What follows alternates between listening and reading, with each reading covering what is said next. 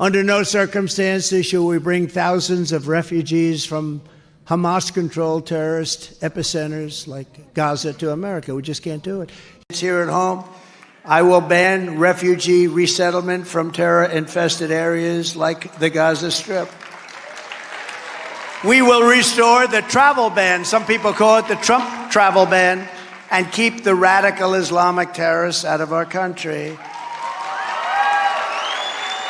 So, number one, they have to finish the job. Israel has to finish that job. They have to finish it quickly, strongly, and they have to get back to life again because it's taking too long. They have to finish the job. You're saying go in, win, and finish. You gotta win.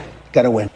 Israel, they don't have the backing that they once had. You'll give it to them. Yeah, I'm good. But they don't have the backing.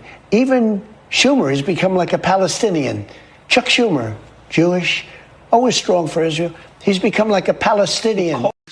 We will remove the jihadist sympathizers and Jew haters. We're going to remove the Jew haters who do nothing to help our country. They only want to destroy our country. And we will never... This is waterfront property. It could be very valuable to, if people would focus on kind of building up, livelihood. It's a little bit of an unfortunate situation there, but I think from Israel's perspective, I would do my best to move the people out and then clean it up. I think proactively recognizing a Palestinian state would essentially be rewarding an act of terror that was perpetrated into Israel. So it's a super bad idea. All right, let's see what else we got here. How can you justify voting for a genocide supporter like Kamala? Hey, Demon Rat. I know you won't have the balls to actually read this publicly, but I wanted to ask you anyway. How the fuck can you justify your shameless shilling for Dems as they supported genocide in Palestine?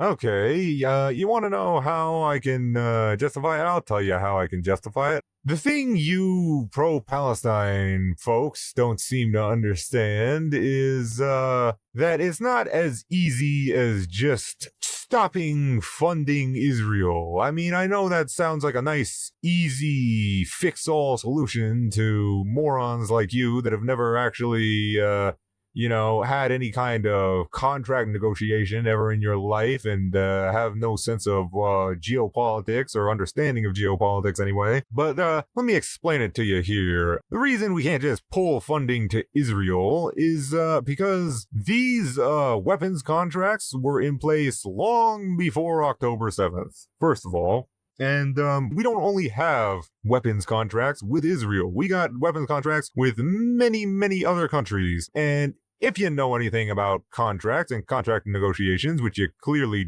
don't, the perception that you'll get from your other business partners when you pull out or violate the terms of an agreement are not great. And that would be really bad for future contracts that the economy that everybody loves to complain about. You hate the high prices and whatnot. Imagine how high the prices would be if all our other weapons contracts were terminated because we violated an agreement that we made with Israel, where we said we're going to sell you these weapons, but because we don't like the way you're using the weapons that we sold you, we're now just going to violate that, we're going to terminate that contract.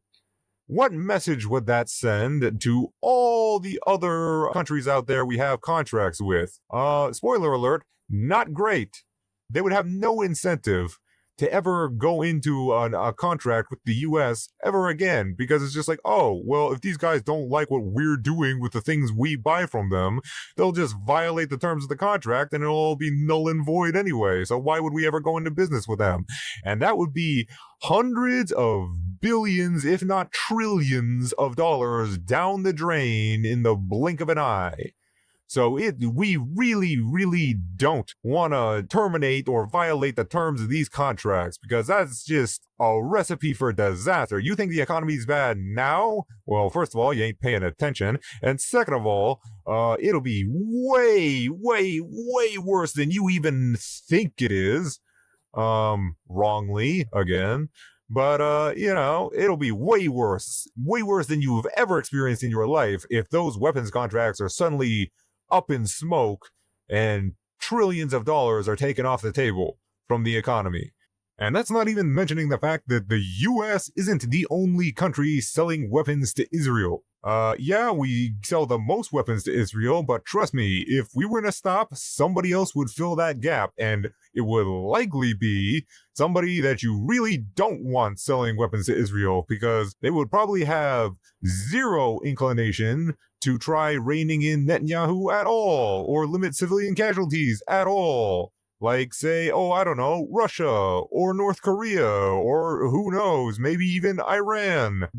Desperate times call for desperate measures, and when it comes to weapons, yeah, they'll likely be willing to make, some pretty sketchy deals with some equally sketchy folks. So you really want the US to be the guys at the table, because as far as, weapons of mass destruction sellers go, unfortunately, we are probably the most moral and ethical ones sitting at the table currently. Your other options are China, North Korea, Russia, and Iran. Take your pick, I mean, you can say what you want about the US, but of that group, I'd say you're probably better off dealing with the US. So, and another thing that you absolute morons don't seem to understand is, if you were to stop giving weapons to Israel, you then lose your seat at the table. There was a perfect example of this at the DNC, where the pro-Palestine bunch decided to, come in there with their banners, chanting "Killer Kamala," causing a bunch of ruckus outside, and, saying that you're not going to vote for her no matter what, blah, blah, blah, blah, blah. And then you're like sitting outside, demanding to have a spot on stage where you want to say your piece in front of the whole audience, and you're saying that we're gonna sit outside until you will let us speak and all this. And well, no, you lost your seat at the table. If you want to come in there and act like an adult, then we'll treat you like an adult. But if you want to piss and whine and stamp your feet like a child, we'll treat you like a child. You got to go sit at the little kids' table. You already called her Killer Kamala. You made it very clear you're not going to vote for her no matter what. So why would we give you a seat at the table? You lost your leverage. If you said, okay, well, if you tell us what we want to hear, and, or you're willing to come to a compromise with us, we'll vote for you. Well, then sure, you get a seat at the table. We'll hear you out. We'll see what you want to say. But you literally said there's nothing that she can say that'll ever change your mind, so why would we even bother? Why would we waste time giving you a seat at the table? You lost your leverage. Why, out of the goodness of our hearts, would we let you speak when you're literally just gonna tell us to go fuck ourselves come election day anyway? What incentive do we have? You lost all leverage. And this is the thing that you guys really don't seem to understand, is if we win this election without you, you fucked yourself for the future. We have no reason to ever listen to you idiots ever again about anything. Because we beat the biggest threat to democracy without you. Without any of your support. You guys withheld your vote and said you're not voting for Killer Kamala and Genocide Joe and all this shit, and we won without you? Well, then how meaningful is your vote in the first place?